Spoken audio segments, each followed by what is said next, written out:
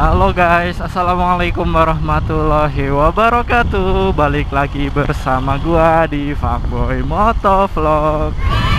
Dan seperti biasa untuk kita semua jangan lupa selalu berdoa supaya diberikan kekuatan, karena nggak semua kenyataan sesuai dengan harapan. Di video kali ini gue lagi riding ke arah barat, ke arah Lumbir. Dan di video kali ini gue mau sharing sedikit kepada kalian semua tentang kondisi ekonomi di Indonesia dan bagaimana ya nasib-nasib para pebisnis dan ya semua masyarakat gitu dengan adanya resesi 2020. Aduh bacot. Gue riding santuy aja lah, pelan nih, pelan. Udah mas gigi 5 pelan kan, mesinnya anteng. Oh aduh, di sini beda banyak tikungan. Nah, balik ke topik. Jadi gue itu mengadakan survei kecil-kecilan di WA gue di WhatsApp dengan cara gue japri ke temen-temen gue tentang mereka itu tahu nggak sih berita resesi terbaru ini. Soalnya ini kan berita lumayan viral dan udah 1 minggu lamanya berita ini, kurang lebih ya 1 minggu lah. Jadi gue japri ke beberapa temen gue dan gue tanyain, lu tahu resesi nggak gitu. Nah, gua ngeliat komentar mereka gitu, wah resesi awaan gitu. Ya udah gua kerjain aja sekalian. Itu loh makanan yang lagi viral gitu, es yang lagi rame dijual pakai gerobak. Kurang lebih chatnya kayak gini nih, bakal gua tampilin beberapa chat gua sama temen gua kayak gini nih.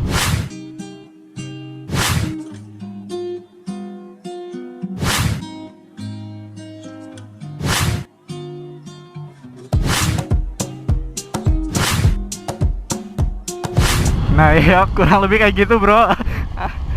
Anjim, gue ngakak.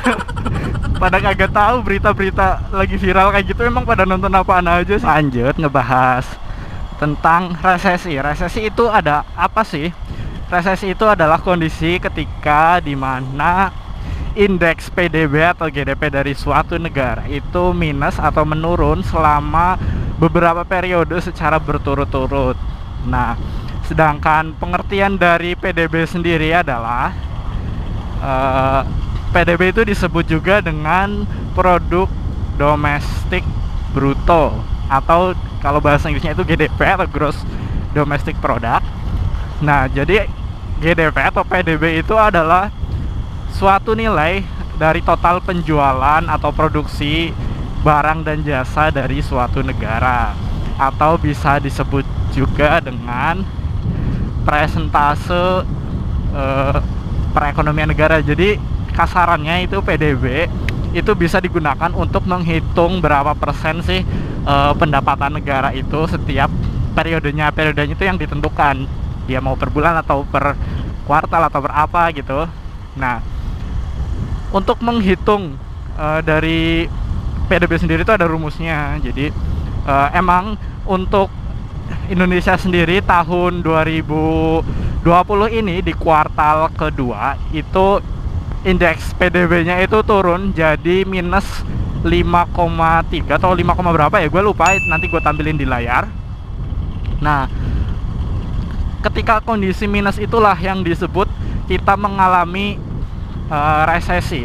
Tapi resesi itu dia terjadi ketika 2 dekade atau lebih.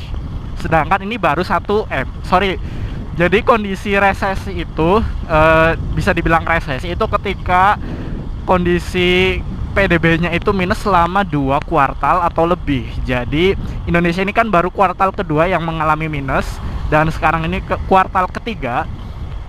Nah, jadi belum dikatakan terjadi resesi, tapi akan mengarah ke situ. Nah, untuk mengapa Indonesia itu bisa terjadi minus untuk hasil PDB atau pendapatan Indonesia, kok kenapa jadi minus di tengah pandemi corona begini?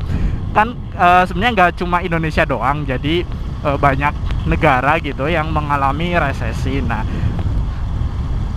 bisa dibilang minus itu kita harus melihat dulu dari rumusnya.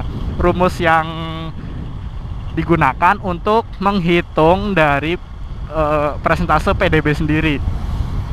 Dan rumus yang digunakan untuk menghitung PDB adalah PDB itu sama dengan dari konsumsi ditambah investasi ditambah pengeluaran pemerintah ditambah dalam kurung ekspor min impor. Nah, nanti akan ketemu persentase PDB-nya dengan catatan konsumsi itu diambil dari berapa sih besarnya konsumsi dari masyarakat. Hal ini semua masyarakat umum, baik dihitung dari masyarakat biasa atau dari pemerintah, tapi ini bunyinya secara individu masyarakat gitu. Nah, untuk apa tadi yang investasi itu jadi siapa saja yang berinvestasi dalam hal ini bisa usaha menengah seperti UMKM, usaha makro, usaha mikro dan sejenisnya yang berinvestasi. Jadi dia nanti akan dihitung di rumus PDB. Kemudian untuk yang satunya pengeluaran pemerintah. Nah, pengeluaran pemerintah ini yaitu dari anggaran pemerintahnya. Jadi pemerintah itu belanja gitu, misalnya dihitung anggaran belanja negara, dia belanjanya seberapa gitu. Nah, itu dihitung di situ untuk dimasukkan ke rumus. Kemudian untuk ekspor min impor, jadi nilai ekspor itu dikurangi dengan nilai impor, baru nanti ditambahkan jumlahnya dengan yang rumus itu tadi, yaitu PDB sama dengan konsumsi masyarakat ditambah investasi dari usaha, kemudian ditambah dari pengeluaran pemerintah, kemudian ditambah dalam kurung ekspor dikurangi impor. Nanti itu akan ketemu PDB-nya, presentasenya selama 1 kuartal. Ngomongin berapa persen PDB dari Indonesia untuk triwulan pertama itu kurang lebih kalau nggak salah sekitar 4,19%. Itu kuartal 1 2020, dan kuartal 2 2020 itu sekitar untuk prediksinya sendiri dari Sri Mulyani selaku Menteri Keuangan itu kan sekitar 3,8% ya, itu minus 3,8%. Kemudian dari siapa itu, bapak siapa itu gue lupa, ntar gue tulis aja. Nah, itu dia prediksinya sekitar 4,82 atau 4,83% minusnya itu. Dan ternyata aktualnya untuk di tahun 2020 ini untuk kuartal kedua itu ternyata minusnya itu 5,32%. Jadi kalau dibandingin antara secara YoY dari kuartal 2 2020 dibandingkan dengan kuartal 2 2019 itu kontraksinya itu 5,32%. Dan sedangkan kalau dibanding secara QoQ, jadi kuartal 2 2020 dengan kuartal 1, untuk kuartal 1 sendiri itu sekitar 4,19 dan kuartal 2 itu 5,32. Nah, sekarang ini di kuartal 3 dan kuartal 3 ini belum keluar. Lalu apa sih pengaruhnya dari PDB yang menurun dengan kondisi perekonomian kita? Jadi seperti yang kita tahu, ketika perekonomian menurun, ini yang paling pertama terkena dampak itu yang secara individu dulu. Banyak orang-orang yang di PHK. Kenapa di PHK? Karena perusahaannya itu kekurangan penghasilan. Nah, kenapa kekurangan penghasilan? Itu dikarenakan kembali lagi ke masyarakatnya. Jadi ceritanya itu gini, ketika kayak gini contohnya terjadi COVID-19, itu orang-orang pada dirumahkan atau WFH. Nah, kondisi seperti inilah bahkan ada beberapa yang diliburkan dan di PHK karena peraturan PSBB itu tadi atau peraturan lockdown. Nah, karena kondisi seperti ini, orang-orang itu kebanyakan pada di rumah sehingga jarang keluar dan daya beli masyarakat itu berkurang. Nah, ketika daya beli masyarakat itu berkurang, otomatis perusahaan itu mengalami kekurangan gue nyebutnya apa sih, intinya penjualan itu berkurang lah ya. Misal biasanya 1 bulan itu orang ada yang mau beli mobil, tapi karena wah ini lockdown jangan beli mobil dulu lah gitu. Lagian beli mobil buat apa gitu kan, orang lockdown juga. Nah, seperti inilah yang membuat penjualan berkurang. Nah, ketika penjualan berkurang, maka perusahaan itu pendapatannya berkurang sehingga memaksa perusahaan itu untuk menutup atau mengurangi biaya tambahan dari operasionalnya, seperti misal penghematan listrik dan sejenisnya, atau dengan yang paling mentok adalah dengan PHK.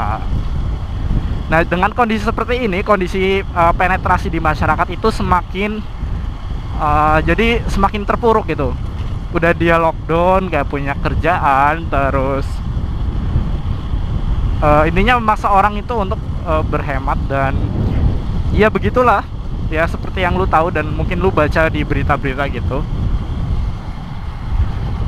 Nah, sehingga gue ngomong apa lagi ya,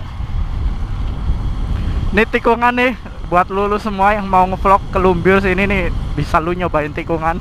Gua mah santuy aja lah, kan motovlogger santuy. Ntar kalau mati langsung tuh dikubur, nyanding kuburan. Astagfirullah.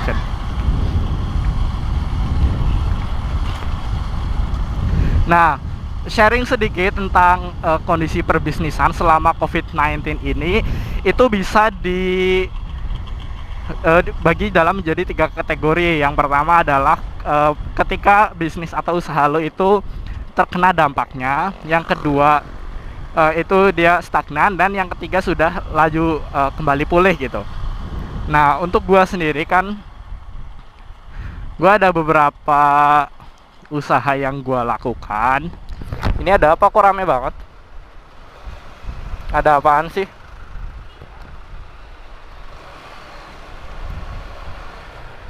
Kirain ada crash, bukan ya? Ini gue record kan? Record. Nah, jadi usaha gua yang paling terkena dampaknya itu usaha mie ayam gua, yang mana daya beli masyarakat itu berkurang kurang lebih sekitar 50%. Jadi penjualan gue itu turun kurang lebih 50%. Puncak-puncaknya itu bulan ini sebenarnya. Kemarin pas zaman-zaman masih puasa itu, awal-awal corona, itu penurunan penjualan gue itu ada ya kurang lebih 10-20%. Sedangkan untuk sekarang itu sudah sampai 50%. Ada beberapa metode sebenarnya yang gue lakukan buat mempromosikan semua bisnis-bisnis gue. Jadi sharing sedikit aja sih. Gua kan ada yang itu pertama tadi itu mie ayam, kemudian yang kedua gua membuka jasa desain. Jadi gua sebagai graphic designer secara online. Jadi gua adalah buka di internet marketing. Nah, dan kemudian yang berikutnya gua juga usaha di percetakan ya, kayak fotokopian gitu. Jadi ada bisa ngecetak fotokopi biasa, terus undangan, thanks card, dan sejenis lain kecil-kecil lah, yang penting jalan. Terus di balik itu lagi, gua juga membuka training komputer. Jadi bisa orang yang datang ke tempat gua untuk belajar komputer, atau gua yang datang ke mereka, ke rumah mereka buat ngajar. Lah, terus yang berikutnya lagi, gua juga di programming untuk program dasar dari Windows, Microsoft Office, JavaScript, dan HTML. Ya masih baru-baru lah, maksudnya ya nyoba-nyoba lah. Belum yang lama-lama banget. Jadi belum ubu lah. masih anyar-anyaran lah ya. Masih jagung. Nah, by the way, kalau metode gua untuk mempromosikan mie ayam itu, gue juga pakai internet marketing atau social media marketing. Dan di sini gue mengaplikasikan dari multi channel marketing, atau ada juga yang sejenisnya mirip lah. Itu adalah, tadi kan multi channel, ada omni channel marketing. Itu kan dua-duanya itu agak mirip tapi beda gitu. Beda tapi mirip, mirip tapi beda, ya begitulah. Buat yang tanya apa itu, ya lu Google sendiri aja lah, kalau ngejelasin ntar gue kelamaan. Nah, metode yang gue pakai, gue juga sambil dulu itu gue mempelajari tentang psikologi marketing, kemudian apalagi namanya psikologi marketing itu yang buat kita memahami bagaimana menghadapi konsumen, kemudian baik itu secara langsung yaitu face to face maupun ketika kita membalasnya melalui sosial media atau kontak center kita. Lalu waduh, crowded banget di sini emang.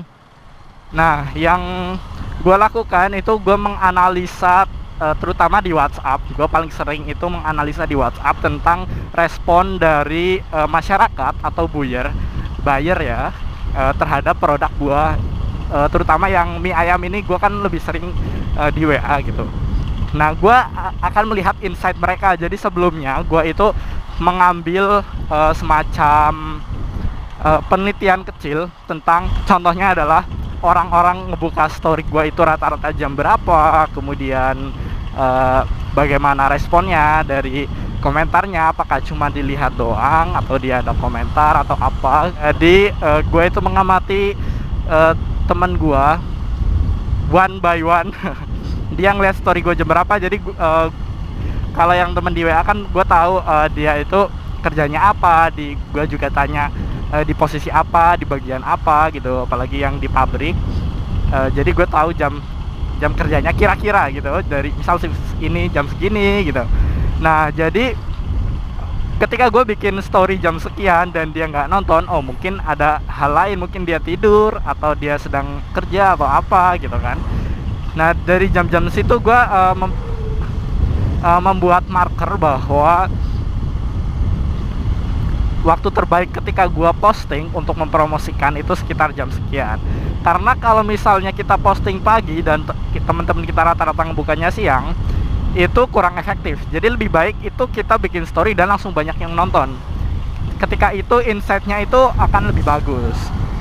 Nah, dan cara yang sama juga gue terapkan untuk di Facebook. Jadi gue mempromosikan dagangan gue itu bukan melalui untuk yang ini itu bukan melalui Facebook Ads ya, tapi gue di grup, terutama di grup komunitas anak wangon, kumpulan anak wangon, banyak yang grup-grup area sini gitu. Gue dipromosiin di grup ya, biasa aja kayak ngeposting foto, misal foto mie ayam gue, terus ini loh mie ayam di sini bisa DO dan ini itu gitu kan. Nah, kalau yang untuk internet, yang desain gue promosikan oleh internet. Jadi basically gue kan desain grafik ya. Desain grafik gue ini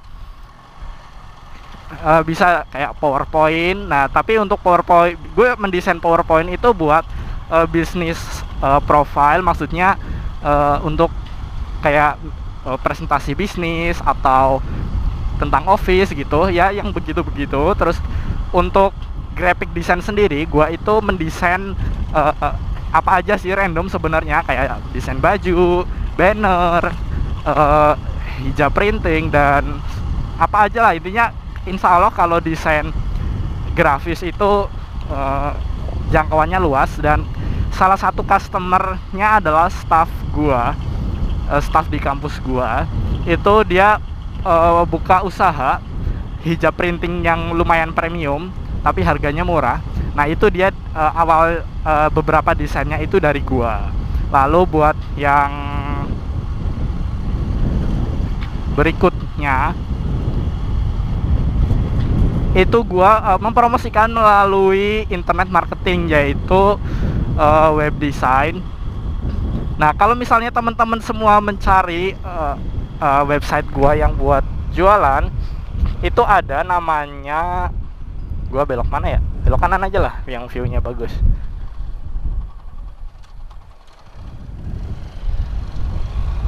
Di sini emang banyak orang nongkrong, Bo. Waduh, bapak-bapak pada sepedaan, ya shake sepeda ontel, cuy. Mantep, cuy. Nah, kalau misalnya teman-teman cari di Google, misal desain PowerPoint template design for business atau buat apa gitu. Nah, itu untuk website gue pasti insya Allah ada di posisi nomor 3 atau nomor 2. Karena untuk yang posisi nomor 1 itu ada di website yang lain, kayak misalnya masterpresentasi.com dan sejenisnya yang sudah lebih terkenal dari gue. Nah, untuk punya gue ini, itu gue ada beberapa template yang free, kemudian ada juga beberapa template yang berbayar, jadi tergantung tingkat kesulitan. Kemudian customer juga bisa merequest untuk dibuatkan slide PowerPoint, jadi mereka tinggal upload tentang kertas-kertasnya gitu, maksudnya papernya gitu yang sudah mereka coret-coret di kertas HVS. Kemudian ingin bikin desain PowerPoint, nanti akan tinggal diupload di situ, kemudian melakukan pembayaran dengan semua metode pembayaran itu bisa lah. Lalu nanti akan gue bikinkan, nanti kalau sudah bakalan gue upload, maksudnya dikirim gitu sesuai requestnya, mau lewat email, lewat apa gitu, nanti bisa. Lanjut lagi untuk yang berikutnya, gue juga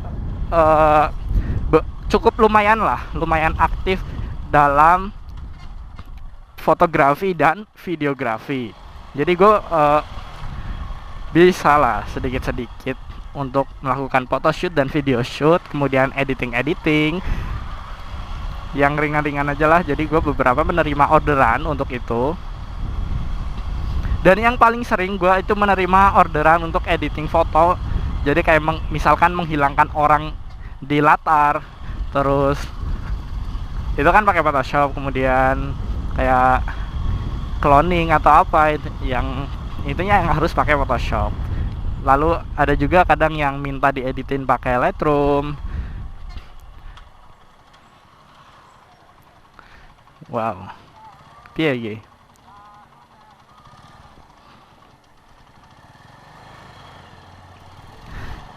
Record kan? Oh iya, nge-record. Nah, lanjut lagi. Itu kurang lebih garis besar ya tentang beberapa usaha kecil-kecilan yang gua ceritain. Dan gua kadang sendiri itu sebenarnya bukan kewalahan apa sih ya namanya, bukan kewalahan loh, gue bisa manage itu, tapi gue akhirnya jadi sibuk banget. Makanya gue ini nggak pernah nontonin story di WA. Gue cuma ngeliat story dari temen-temen gue itu cuma beberapa doang yang gue lihat ya, seperti temen deket atau ya intinya yang sering chatting sama gue pasti storynya gue lihat. Tapi ya kalau yang jarang itu gak gue lihat. Jadi gue ngeliat story temen-temen gue itu kurang lebih hanya 10% dari jumlah kontak gue, 10-20%. Karena yaitu gue gak ada waktu buat itu. Mending gue nontonin berita atau apa yang lainnya gitu.